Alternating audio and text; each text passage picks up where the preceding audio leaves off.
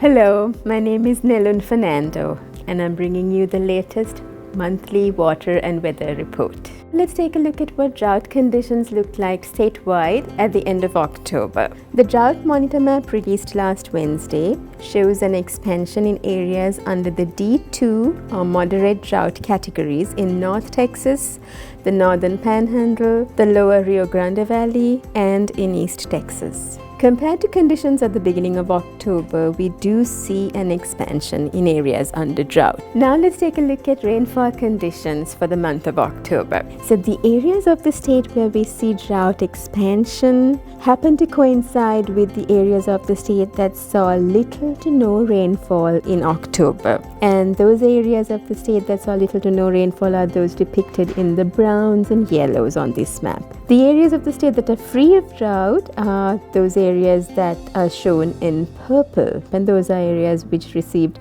over 8 inches of rainfall in October. So one factor that we have to consider when we talk about water and weather for October and for the winter season ahead of us is the La Nina event that is currently underway. On October 14th, the National Weather Service's Climate Prediction Center issued what's known as a La Nina advisory. That means large-scale weather patterns favoring drought conditions are likely to occur. If we had no more information on what the expected weather patterns over the next 2 weeks to 3 months time scale were, we could assume, based purely on the current La Nina event, that the areas that we see under drought currently will persist or potentially worsen.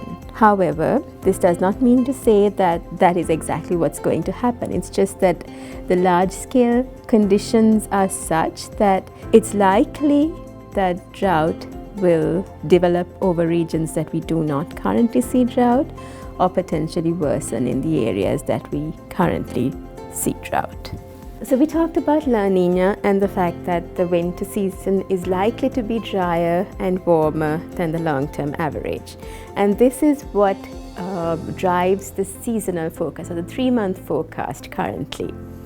However, there are some additional forecast products from the National Weather Service that give us an indication of what we might expect over the next week and 2-week time period.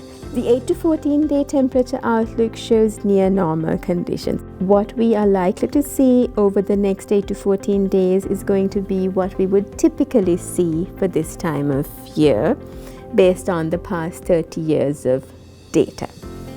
The 8 to 14 day precipitation outlook also shows that a good 2/3 of the state is likely to be below average for this time period, with East Texas being slightly above average.